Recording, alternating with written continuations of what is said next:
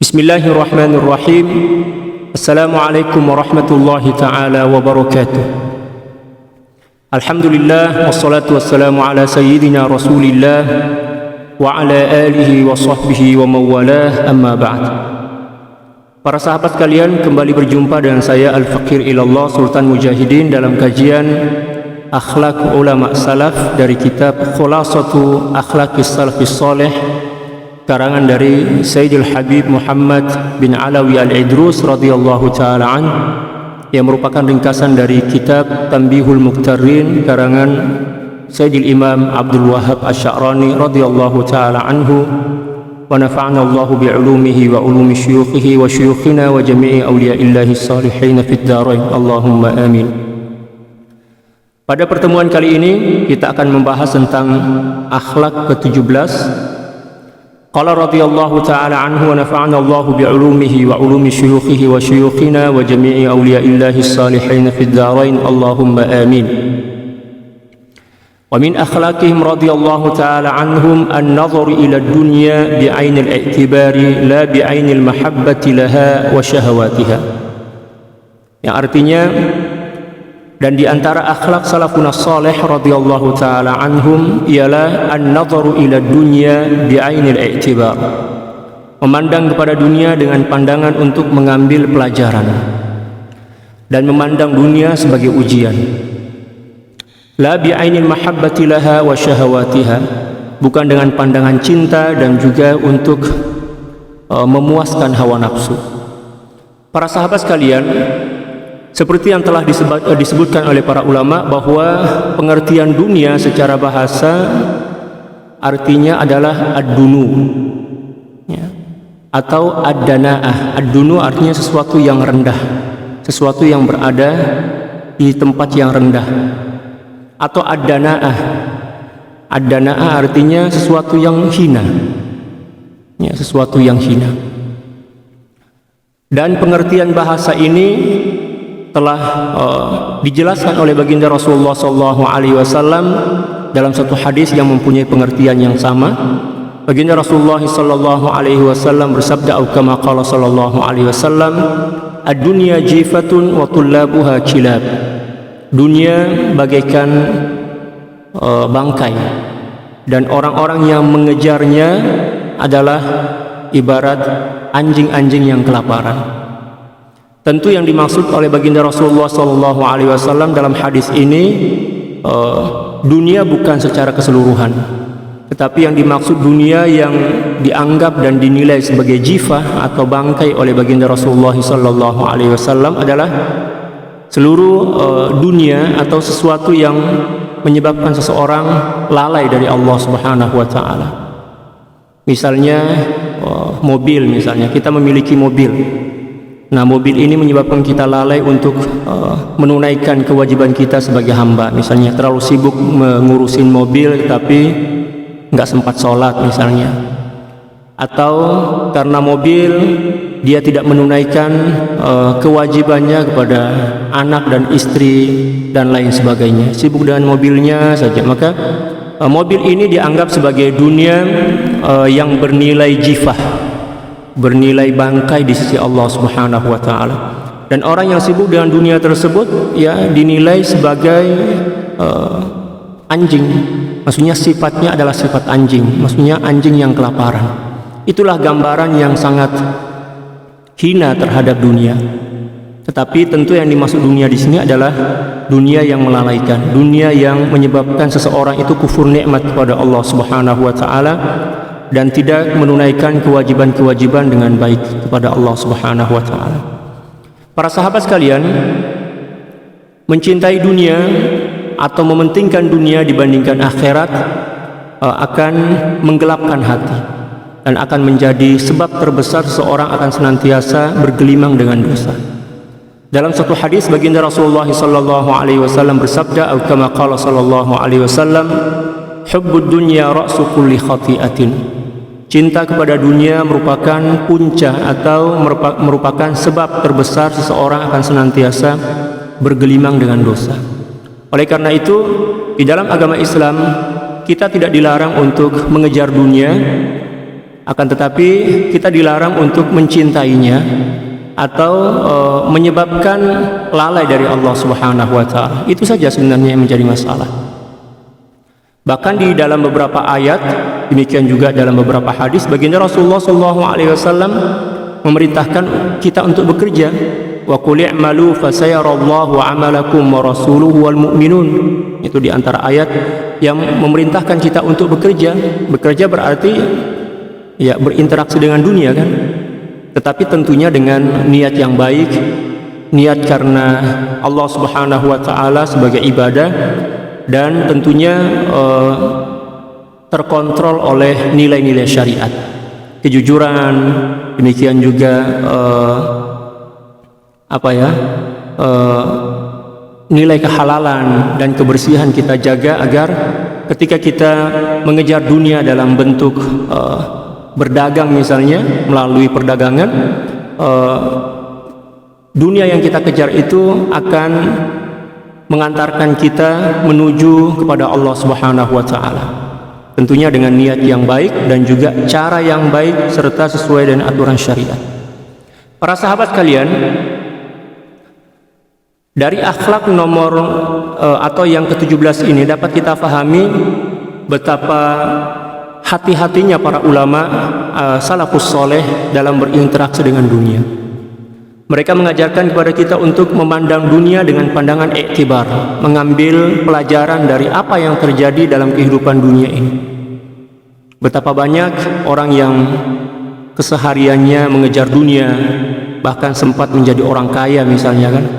Tapi karena dia lalai dari Allah Subhanahu wa taala, meninggalkan perintah-perintah agama, dan pada akhirnya di penghujung hayatnya ya menderita sakit-sakitan. Demikian juga wal'iyadzubillah, tidak sedikit kita lihat orang yang meninggal dunia dalam keadaan yang bukan menjadi harapan kita bersama. Na'udzubillah tsumma na'udzubillahi min dzalik. Oleh karena itu, janganlah kita terlalu sibuk dengan dunia yang menyebabkan kita lalai dari Allah Subhanahu wa taala. Apatah lagi memandang dunia dengan pandangan cinta. Jadi di sini beliau melarang kita untuk memandang dunia itu dengan pandangan cinta. Maksudnya kita mengejar dunia tetapi bukan karena kita cinta kepada dunia itu, melainkan menunaikan perintah Allah Subhanahu wa taala untuk bekerja menggapai dunia dengan tujuan akhirat. Kalau niat kita seperti itu, insya Allah dunia itu akan menjadi ladang amal bagi kita, akan menjadi jembatan bagi kita untuk meraih kebahagiaan di akhirat kelak, insya Allah. Demikian juga jangan sampai kita mengejar dunia dengan tujuan untuk melampiaskan ya syahwat dan keinginan serta angan-angan kita kepada dunia, dan itu pasti akan merusak, bukan hanya merusak iman kita tetapi juga akan merusak jasad kita. Orang yang terlalu sibuk dengan dunia bahkan sampai lupa untuk makan, lupa untuk istirahat, demikian juga tidak sempat untuk menunaikan sholat, demikian juga puasa, membaca Al-Quran, berzikir dan lain sebagainya, maka hatinya akan rusak, demikian juga jasadnya pun akan rusak. Na'udzubillah tsumma na'udzubillahi min dzalik. Oleh karena itu para sahabat, di dalam memandang dunia ada beberapa cara yang diajarkan oleh para ulama agar kita tidak terjebak oleh tipu daya dunia, yang mana dunia ini adalah sesuatu yang sangat menipu. Ya. Wa mal hayatud dunya illa mata'ul ghurur, dalam Al-Qur'an seperti itu. Dan tidaklah kehidupan dunia itu kecuali tipu daya belaka. Nah, cara yang pertama kata para ulama, kita harus memandang dunia itu sebagai mazra'atul akhirah, ladang bagi kita untuk bercocok tanam kebaikan, bercocok tanam kebaikan, menanam kebaikan yang pada akhirnya insya Allah hasilnya kita akan petik, kita akan tuai di akhirat nanti. Ya, gunakanlah kehidupan dunia ini untuk bercocok tanam dengan benih-benih kebaikan agar kita mengambil manfaat baik dari dunia itu, dan dunia inilah yang akan mengantarkan kita untuk menggapai dan meraih kebahagiaan akhirat nanti. Nah, itulah yang perlu kita perhatikan. Yang pertama adalah ad-dunya mazra'atul akhirah. Dunia itu adalah ladang tempat kita bercocok tanam. Tentunya yang dimaksud bercocok tanam di sini adalah bercocok tanam kebaikan, benih-benih kebaikan, kesolehan, agar di akhirat kelak insya Allah kita akan petik dan kita akan tuai hasilnya. Yang kedua, kita harus menyadari dan yakin bahwa dunia itu adalah sesuatu yang menipu. Omal hayatud dunya illa mata'ul ghurur. Ketika kita telah menyadari dan mengetahui bahwa dunia adalah makhluk yang pintar menipu, maka ketika kita berinteraksi dengan dunia, kita akan berhati-hati, kita akan waspada, ya, agar kita tidak terjebak dan terjerembab oleh tipu daya dan kepalsuan dunia. Ya, dunia itu adalah kehidupan yang palsu. Dan yang ketiga yang perlu kita ketahui bahwa dunia itu adalah sesuatu yang sangat kotor. Hakikatnya sangat kotor. Ya, disebutkan oleh baginda Rasulullah SAW tadi, ad-dunya jifatun wa kullabuha kilab. Ya, dunia yang melalaikan itu ibarat bangkai. Ya, dunia yang dimaksud di sini adalah dunia yang melalaikan, dunia yang menyebabkan seorang putus silaturahim, yang menyebabkan seorang saling membunuh, saling memfitnah, saling membohongi dan lain sebagainya. Itu dianggap sebagai jifa, bangkai yang sangat kotor dan busuk. Yang keempat, kita harus menyadari bahwa kehidupan dunia ini adalah kehidupan yang fana, yang akan berakhir, pasti akan berakhir, akan hancur. Segala sesuatu akan hancur kecuali apa yang diridhoi oleh Allah Subhanahu wa Ta'ala. Dan yang kelima yang kita perlu sadari dengan baik, bahwa dunia ini tempat kita menyeberang, ya, penyeberangan lah, seperti jembatan menuju ke akhirat. Tentu ketika kita menyeberang, kita harus hati-hati, lihat kanan, kiri, depan, belakang. Demikian juga dalam melangkah pun kita harus hati-hati. Seperti yang telah kita ketahui bahwa dunia itu adalah sesuatu yang menipu, ya, seolah-olah dunia itu adalah jembatan yang kita akan seberangi menuju ke alam akhirat. Di situ banyak tipuan, demikian juga banyak duri, banyak jebakan-jebakan yang harus kita waspadai agar kita tidak terjebak dan jatuh serta hancur. Ya. Oleh karena itu, memandang dunia sebagai jembatan yang harus nantiasa kita waspada saat melintasinya, insya Allah akan menyelamatkan kita dari perangkap dan juga jeratan-jeratan dunia. Para sahabat sekalian, inilah cara para ulama salafus soleh memandang dunia. Mereka terlalu sibuk untuk memikirkan akhirat mereka, sehingga ketika mereka berhadapan dengan dunia, dunia itu ibarat sesuatu yang tidak penting bagi mereka, karena memang kepentingan hidup mereka hanya tertuju kepada akhirat. Ya, karena dunia ini akan berakhir. Ya, dunia ini akan diakhiri dengan kematian kita. Dan setelah itu seluruh kehidupan kita setelah dunia ini adalah tanggung jawab, pertanggungjawaban di hadapan Allah Subhanahu wa Ta'ala. Itulah yang menyebabkan mereka itu senantiasa waspada. Ya. Bahkan di antara mereka banyak juga yang pedagangnya. Contoh misalnya Sayyidina Abdullah ibnul Mubarak radhiyallahu ta'ala an, seorang muhaddis, seorang sufi, seorang ulama besar lah. Beliau adalah seseorang yang terjun di dunia bisnis, ya. Ya. Biasanya apabila beliau datang ke suatu daerah untuk berbagi ilmu kepada masyarakat, beliau pun membawa serta barang dagangan beliau. Setelah beliau pengajian, maka beliau akan menggelar, akan membuka barang dagangan beliau dan berjualan, memberikan contoh dan tauladan kepada masyarakat tentang nilai kejujuran, nilai kerja keras, demikian juga nilai keuletan istilah kita, ya. Namun setelah beliau mendapatkan keuntungan yang melimpah ruah, tidak sedikit pun dari keuntungan itu beliau bawa pulang, melewati batas kampung tersebut. Akan tetapi seluruh keuntungan itu beliau kumpulkan dan beliau bagi-bagikan kepada seluruh masyarakat. Yang beliau bawa hanya modalnya saja, keuntungannya beliau tidak bawa. Dan inilah salah satu cara yang diajarkan oleh para ulama ketika kita memandang dunia dan memang kita harus berinteraksi dengannya. Ya, kita jadikan dunia itu sebagai ladang untuk melakukan kebaikan, untuk bercocok tanam nilai-nilai kebaikan dan kesolehan dengan cara apa? Seperti yang dicontohkan oleh Sayyidina Abdullah bin Mubarak tadi. Walaupun beliau seorang peniaga, seorang pedagang, tetapi dengan melalui perdagangan itu beliau membantu masyarakat yang kurang mampu, demikian juga memberikan atau meringankan beban kehidupan masyarakat di tempat itu. Jadi tujuan beliau bukan untuk mencari keuntungan, tapi memang tujuannya adalah untuk menebar kebaikan. Dan inilah diantara contoh yang perlu kita jadikan sebagai sebagai panutan kita dalam kehidupan kita sehari-hari. Demikian juga para sahabat. Contoh misalnya Sayyidina Utsman bin Affan radhiyallahu taala an, demikian juga Sayyidina Abdurrahman bin Auf sebagai saudagar yang kaya raya, tetapi kekayaan beliau itu bukan untuk diri beliau, bukan untuk keluarga beliau, akan tetapi dikembalikan kepada masyarakat. Nah, itulah cara cerdas yang diajarkan oleh para sahabat, demikian juga salafun saleh dalam berinteraksi dengan dunia.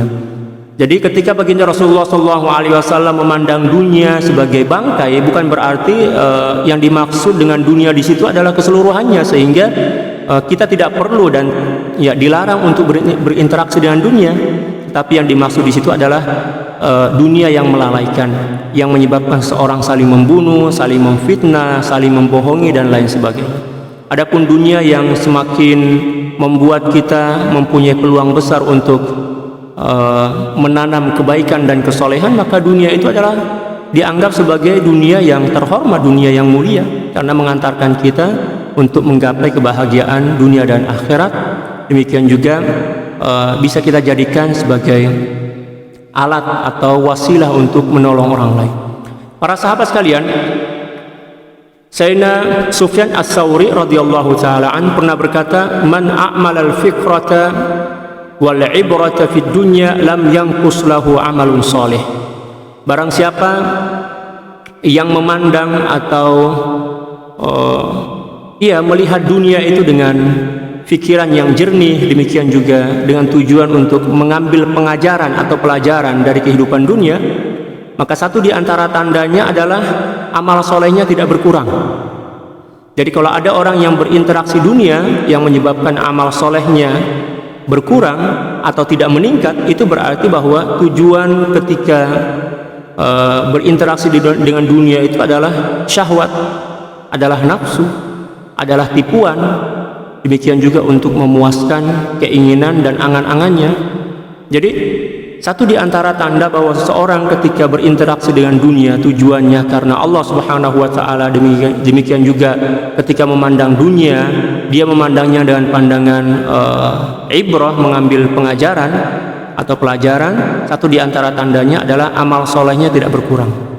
Jadi kalau ada orang yang sibuk dengan dunia, sholatnya tidak terjaga, puasanya tidak ditunaikan, demikian juga kewajiban-kewajiban yang lain, maka bisa dipastikan bahwa tujuan dari dirinya atau tujuannya untuk mengejar dunia itu adalah dunianya, bukan karena Allah Subhanahu wa taala. Ya, dengan pembuktian bahwa amal ibadahnya berkurang.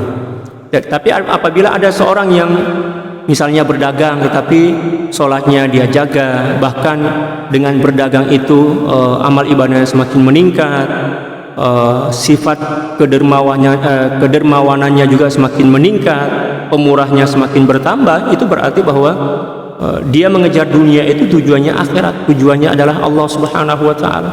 Nah, itulah salah satu cara yang diajarkan oleh para ulama ketika kita berinteraksi dengan dunia. Para sahabat sekalian, itulah mungkin yang bisa kita pahami dari akhlak salafun saleh yang ke-17 ini, bahwa mereka tidak menjadikan dunia itu sebagai tujuan. Mereka menjadikan dunia itu sebagai qantarah, sebagai jembatan untuk meraih kebahagiaan akhirat. Mereka tidak memandang dunia dengan pandangan cinta dan pandangan untuk memiliki, akan tetapi mereka memandang dunia itu sebagai sarana, sebagai peluang bagi mereka untuk bercocok tanam kebaikan dan kesolehan dengan cara membantu orang lain, meringankan beban orang lain agar mereka mendapatkan kebaikan dari apa yang mereka lakukan, sehingga kebahagiaan dunia dan akhirat pun insya Allah akan mereka dan kita semua raih. Para sahabat, mungkin cukup sekian dari pembahasan kita tentang akhlak yang ke-17, yaitu tentang dunia, yang mana para ulama salafus saleh memandang dunia bukan sebagai sesuatu yang menyebabkan mereka lalai dari Allah Subhanahu wa taala. Nah, inilah yang perlu kita contoh. Ya, mungkin cukup sekian apa yang bisa saya sampaikan, semoga bermanfaat bagi kita semua. Sekian, wassalamualaikum warahmatullahi taala wabarakatuh.